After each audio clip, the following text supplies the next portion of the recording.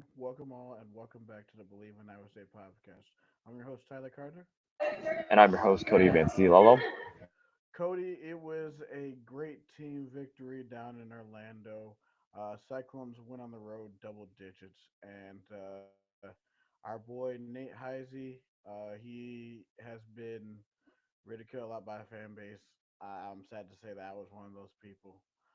But man, he showed up in a big way, and they had to pick up the slack. I mean, Keyshawn leading the way with 15 points, but I mean, Chatfield and Heisey both adding 9 points respectively. What are your thoughts on that?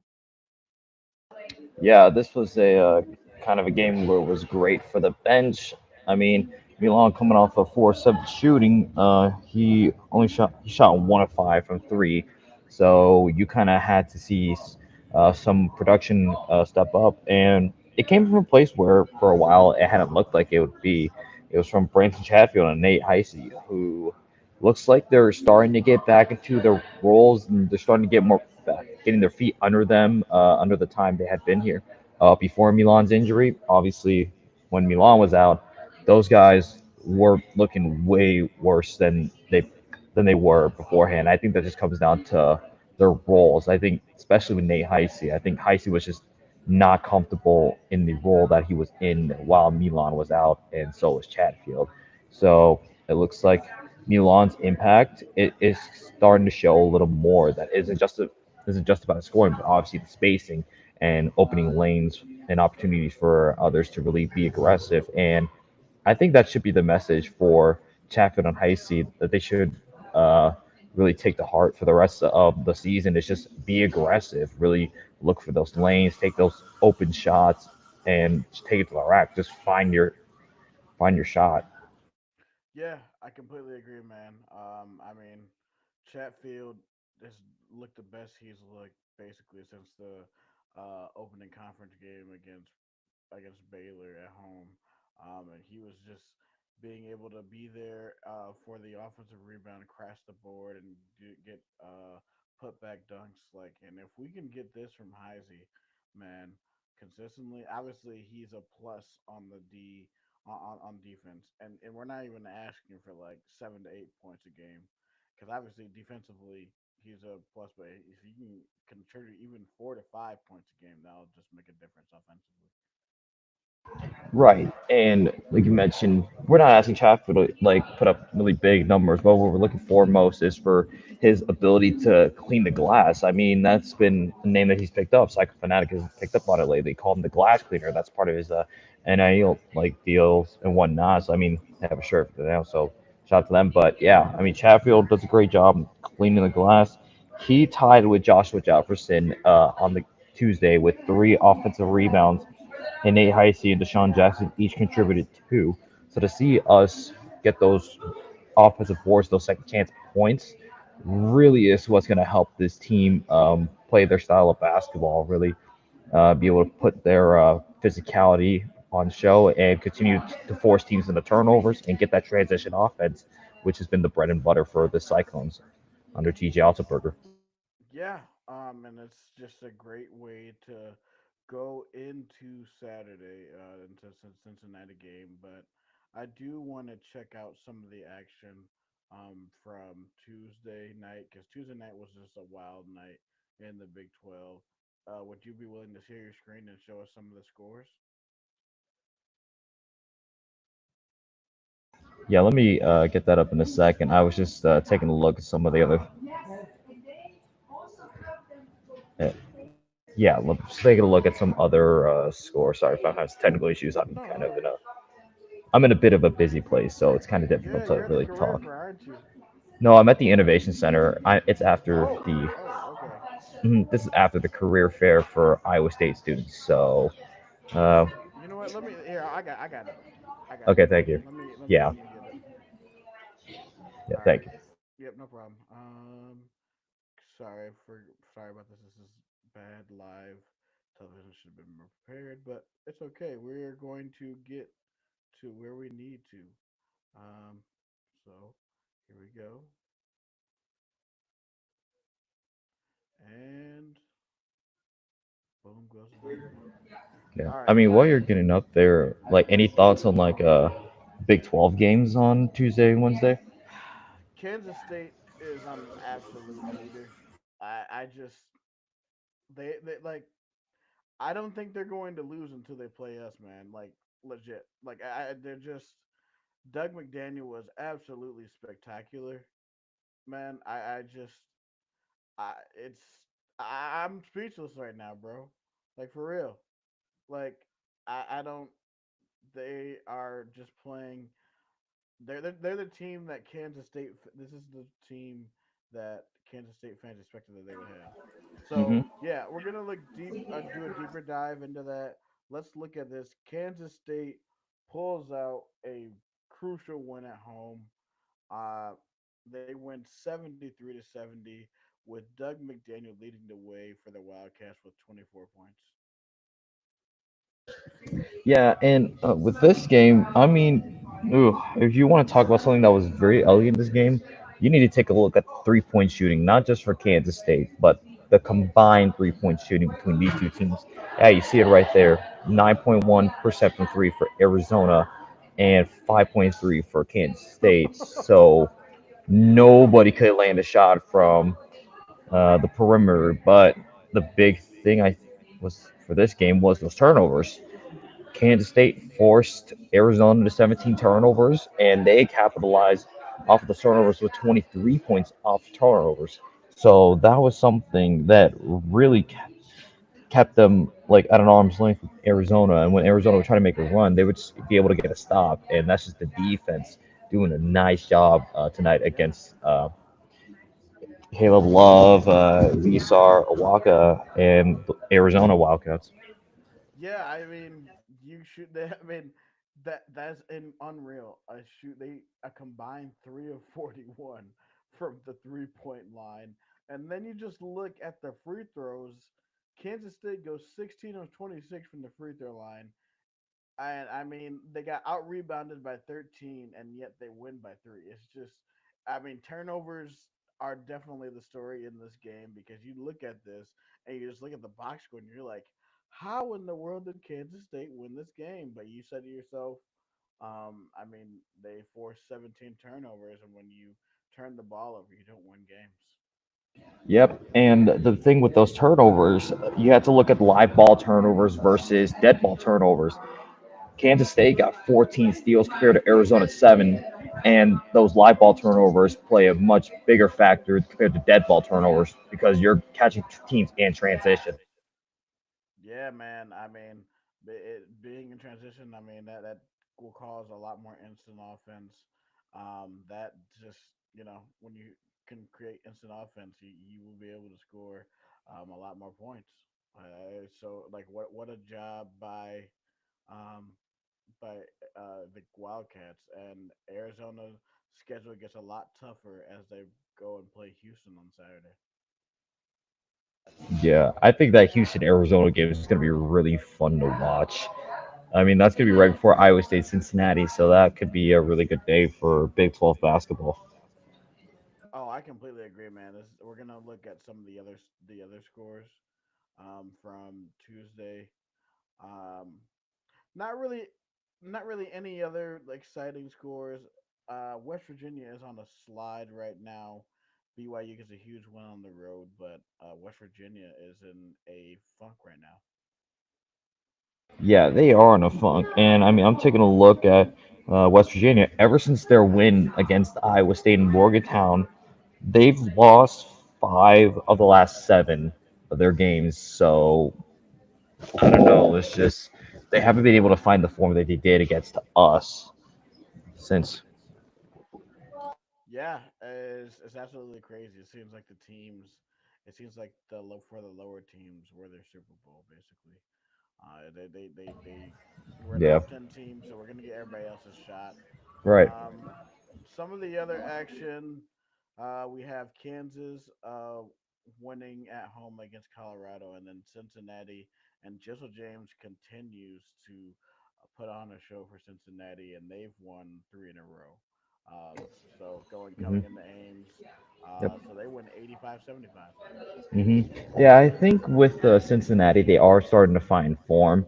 Now, I will say some may take it with a grain of salt because if you consider like who they've beaten, they aren't exactly your cream of the crop of the Big 12 or like in the upper half. It's UCF, BYU, and Utah, especially UCF.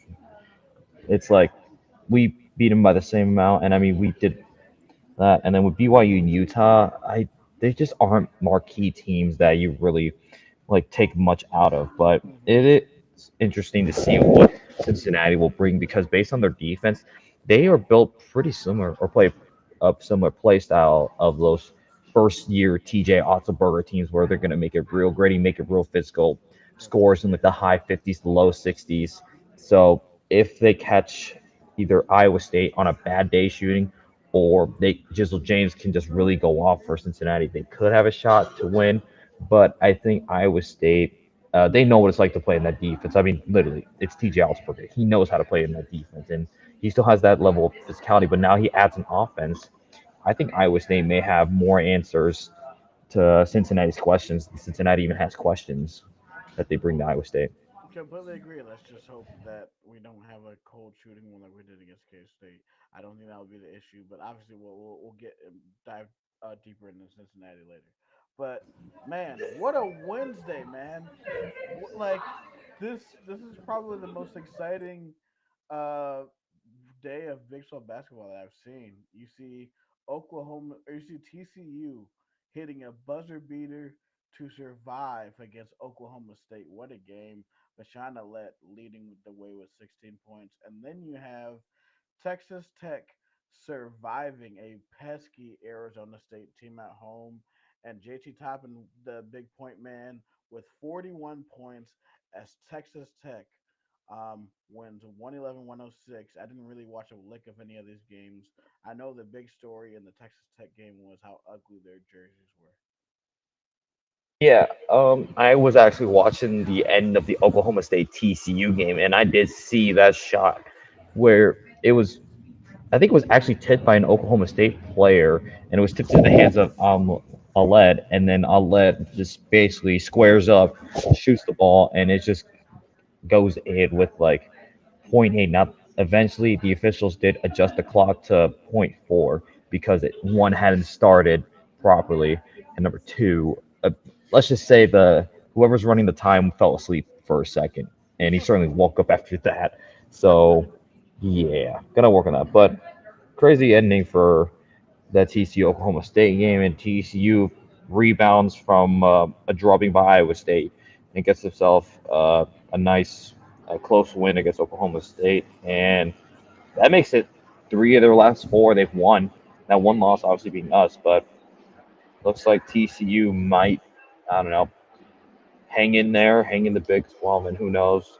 I don't know if they're going to be a tournament team, but I mean they could cause some chaos. We'll have to Yeah. see.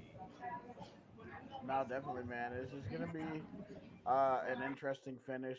TCU is getting back on a roll. I mean, you look at Texas Tech. Texas Tech, I mean, they survive a pesky Arizona State team, and like you sort of wonder, you're like, man, what is going on with Texas Tech? Like, what do you think is the issue to why they're playing these other teams tough, or why are the other teams are playing Texas Tech tough? I'm not sure. I mean, Texas Tech just looking at their like last couple of games. Yeah, I mean, they got the business from Arizona. They put the business on Baylor, so it looks like it's something about um, like I think it's just they got really tested by the Arizona State squad. I think Arizona State was just very pesky. I mean, you look at them. You had Miller with 22, Ollie with 18, Freeman with 21, Mace with 16, and Phillips with 15. So this wasn't even like quitting. The freshman really, I don't think he even got into the game. But I mean, this was just Arizona State being pesky. We saw this firsthand when we went to Tempe, so we knew that Arizona State was going to put up a fight because they were looking to get a signature win, and this certainly would have been it. So Texas Tech had to handle that, and I mean, it was just back and forth as a whole, and Texas Tech eventually able to pull away. But I mean, I think these are the kind of games that you'll sometimes find yourself in against teams that you should beat by more. We've experienced it firsthand that no matter what, you can never take a night off in the Big 12, and I think this was just another example of that. Definitely. Um, Yeah, I mean, definitely would that loss definitely would have helped us. Definitely because we're gaining right now. We're 8-4. Hey, maybe we have an outside chance. We probably still do. Arizona Houston is going to be a huge game on Saturday where we can watch, and one of those teams. If Arizona drops another game, will literally only be a game behind Arizona, and we play them within the next 3 weeks. So it's going to be an interesting way to see how this schedule shapes up. And can you already believe, Cody, that we're going to be at Fertitta next Saturday in Houston? So, I mean, the schedule is ramping up for the Cyclones. And with that, we're going to go into and look at the uh, Iowa State's more matchup with the Bearcats. The Bearcats, right now, they have been. It's not going to be a walk in the park like people think it is. Um, Cincinnati has a top 25 defense. What are your thoughts on that? Yeah, I think things are a little like skewed. Obviously, the losing skid kind of put a dink in the armor of Iowa State and our like in the fan base and the belief of like Hilton Coliseum. But I was also like you kind of had to take consideration that was without Milan Momcilovic. So you Right. saw now 2 games in a row that we clearly are the same team that we were pre-injury. Now that he's back, so it shows that the committee that one that they're 2 different teams. Like when you have Milan on the floor and when you don't have him on the floor. So I think that's just a big thing. And I think Iowa State they're starting to. This is still like in the middle of that little bit of like a cushion before Houston. So this would be another great opportunity to really get a nice team win before you head to Fertitta. And I think overall, this game being on ESPN 2, 3 o'clock. So I think this will continue to really help Iowa State reclaim its footing and really try to solidify itself as a 2 seed. The 1 seed is a very very long shot, but I think certainly a 2 seed is in the picture for Iowa State. And I mean, considering some of the other things that happened around the country, which we can talk about a little bit later, really helps. But I mean, the big thing for this matchup last year, Iowa State went into Cincinnati and won that game. They took care of business. I believe they won the game 68-53 or something around that area. Yes, I yeah, don't 68 recall. 53. Yeah, Cujo went off in that game. I remember that game. Hmm. Like you said, we did go on the road and won by 15 last year. I am going to highlight at least four different players that Iowa State should look out for. Obviously, of course, Jizzle James. If the James last name sounds familiar, he is the son of former NFL running back who played for the Indianapolis Colts, Ezra James. So he's turned out to be a very nice player for the Bearcats. We also have Simon Lukosius, a guard who averages 11.5 points. Dylan Mitchell and Dan Skillings, who's also a very talented guard. Um, yeah, I mean, and Jizzle James is a very efficient shooter, shooting 41% from the field. Another guy to watch out for is Dylan Mitchell. Dylan Mitchell is shooting 61% from the field. Dan Skillings is also shooting 42% from the field. So I think like these four guys, I feel like at least if two of them or three of these guys can get going, that could possibly spell out trouble for the Cyclones.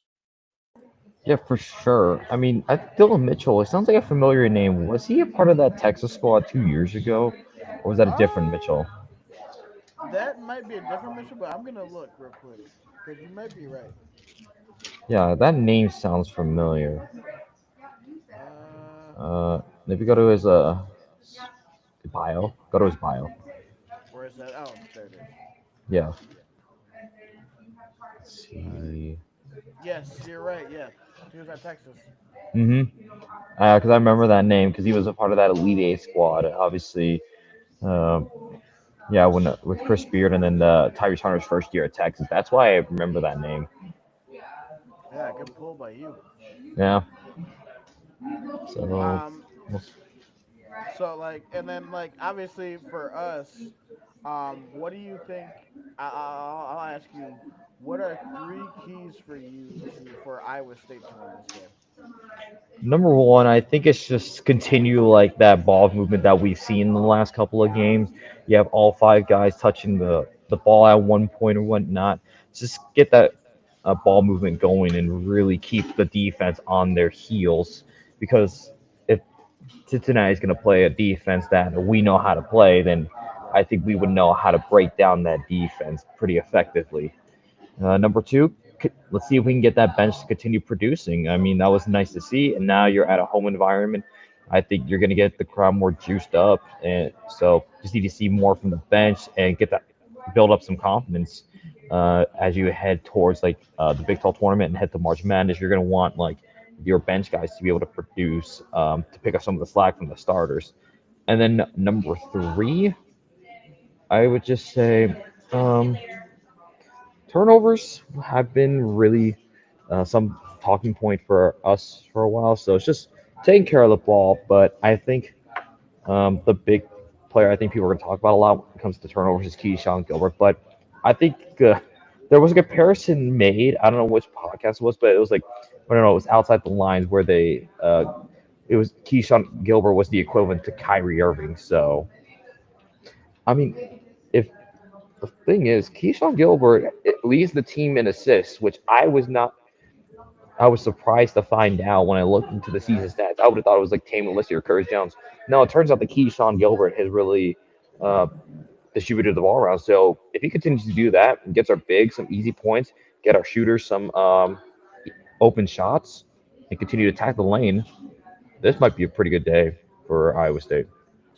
So for the Keyshawn stuff, obviously with him, you got to take the good with the bad because what you don't want to do, yes, obviously one of my keys is you want to limit turnovers, but you also don't want to take the aggressiveness and coach the aggressiveness out of him.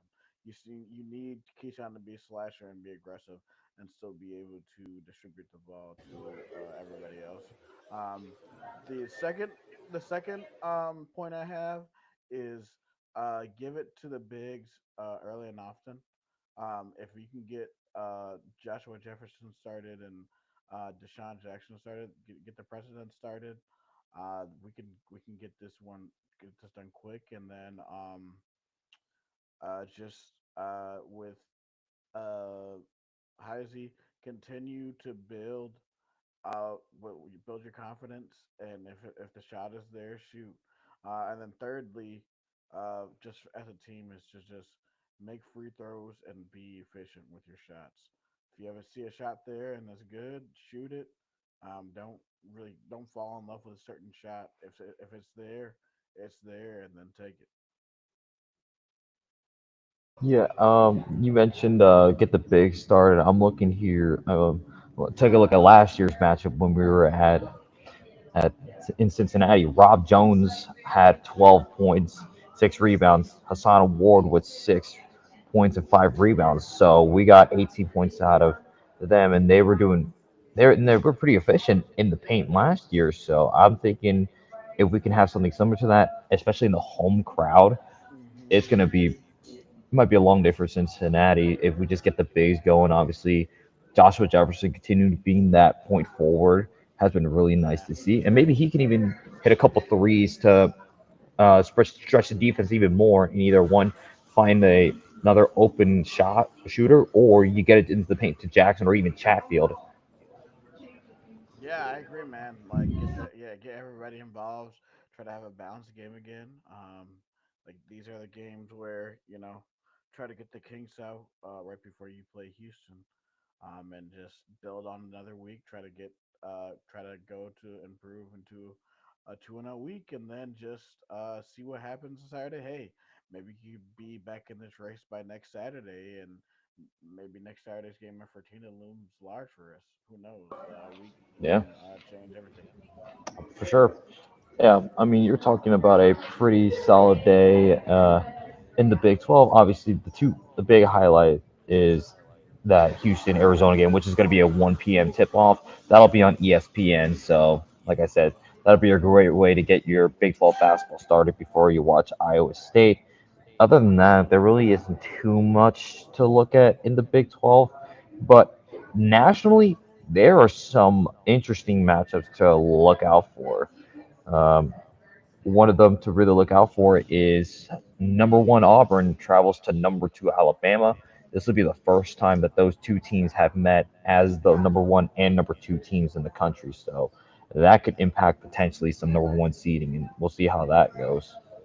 Yeah, this is basically, I believe this is the first matchup of two, again for them, Yep. because that, yeah, so like that is gonna be, um, a elimination game, depending on, and because they still got to play in Tuscaloosa still too. So that's going to be an interesting matchup. I also see at 12 p.m. on CBS at Mackey, you see a top 20 matchup. Wisconsin goes on the road to Western Lafayette and plays Purdue. That's going to be Hmm. a very very interesting matchup at Yeah. 12 p.m. I mean, Purdue, I mean, they just came off a loss against Michigan at Michigan where they had a rally late and they just fell short. So that loss is going to help Iowa State a little bit, maybe move Iowa State up in the rankings. So we're talking about that. And I think we actually, there was some more chaos that happened like Tuesday and Wednesday, I believe. Yeah, Yeah. Wednesday, I believe. Because we had not just us winning, but we also had number 11 Michigan State falling to Indiana. Oh wow. hmm Yeah, and this was at Indiana, or no, at Michigan State, so that's even crazier to think. So that's going to open up some spots for us. Tennessee fell to Kentucky, so that was number 5 Tennessee falling at Rupp against number 15 Kentucky. You had Auburn get tested early against Vanderbilt, but eventually was able to pull away. Alabama was tested early against Texas, but eventually they pulled away. And And then Florida did Texas, it against Mississippi State, and they pulled away too. hmm So yeah, and then Texas A&M got tested early, was down early to Georgia, and then A&M also pulled away. So the SEC is this is starting to get to that point where you might see some cannibalism within the SEC, and Iowa State is going to be ready to pick up where they leave off and just see where we go from there. And then also yesterday, number 9 St. John's falls to Villanova 73 to no 71. way. Yeah, What? yeah. This is St. John's first loss since they lost to Creighton on New Year's Eve. Wow. So yeah, the Red Storm fell short to Villanova, and I mean that might help Iowa State a little bit as well when it comes to uh, rankings and trying to move up into like a 2 seed. Yeah, I mean, we need all the help that we can get. I'm just looking at some of Saturday's matchups. Another one that very intrigues me is Vanderbilt going on the road and Food City Center in Knoxville playing Tennessee. And as you know, Vanderbilt has beaten Tennessee already this season in Nashville. hmm Yeah, I mean we're gonna see if Vanderbilt can do the same, or will Tennessee get their revenge in a sense in the home environment. Definitely, that's going to Oof. be interesting. I'm trying to look at other matchups that'll hmm possibly. Uh, this is a low key one. I my this is my sleeper game to watch out for. Missouri has to go on the road to Athens to play Georgia. Georgia has been very feisty this year because I think didn't they beat who was it? Kentucky's at home. They beat somebody ranked at home. I remember. Georgia. Yeah, I Let me thought. s- let me Let go me look. take a look here. I believe it was the back-to-back stretch where they beat Kentucky. Yeah, so they beat number 6 Kentucky at Ah, home in January, yes. and then beat number 17 Oklahoma at home as well. Okay, yeah, that's what I thought. I'm like, wait a minute. I know they beat somebody. Yeah, All and right. then then they lost by 1 to number 22 Mississippi State, and Georgia could have easily won that game. Yeah. Um. So yeah, I mean, I mean, I had to watch for the uh Tigers are going to be on upset alert. Hmm. So And I then, mean, yeah, that. And then I'm taking a look at Sunday. Creighton goes to St. John's. I'm watching out for that one. I gotta watch for that one. oh, I got Both to teams, watch that. yeah, both teams coming off a loss, and like Creighton would love to give St. John's get complete the season sweep. Yeah, Creighton St. John's. We got Michigan, Ohio State. Ohio State has been feisty this year. Um, Drake Drake is playing Bradley. Bradley has been one of the top teams in the Valley, so that's giving a little much for Drake. Um, Drake is rolling, man. They are yeah, rolling. I'm loving it, obviously, and I think Drake, if the way they're playing, they continue to play, they're gonna be certainly gonna get an at large, even if they don't win the Missouri Valley Auto bid. I think this team is good enough to get an at large bid and maybe go to the second weekend if the bracket is right. So great, still continuing to do a great job. First year coach Ben McCullum, he's got the boys rolling in. Yeah, really hoping that Drake gets that at large or even an auto bid and do damage in March. yeah. So I mean, we like that. That's been one of the arguments. Like, is Drake worthy of a at large bid? We're gonna have to see. Yeah, And we'll know I mean, by the beginning of y- next March or yeah, that beginning of Kansas March. State win is starting to age really well. It's looking even better now that Kansas State's playing this well. That win over them, which was a road game. I think some people were calling it a neutral site, but it technically is considered a road It's game a for road game, yeah. Drake. Yeah, so that road win is looking even better for them. That's going to boost up their resume, and I think ultimately, I think they'll be in the tournament. Yeah, they'll be there with Iowa State, of course.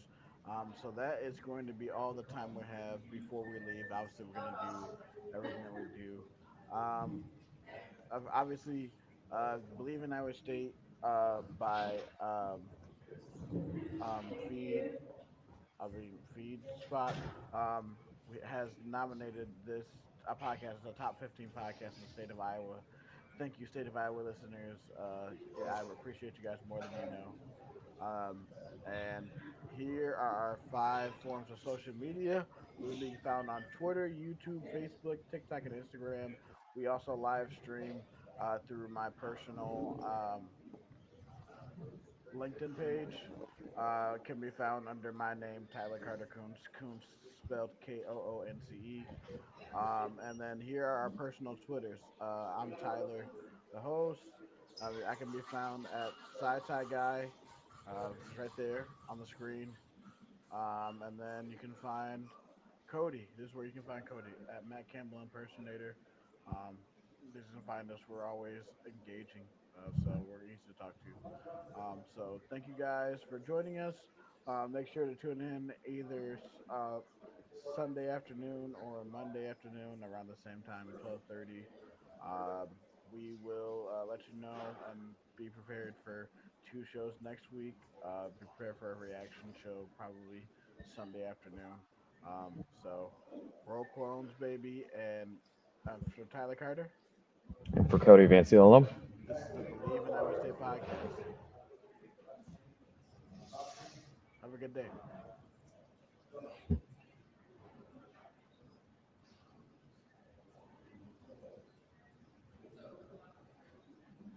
All right.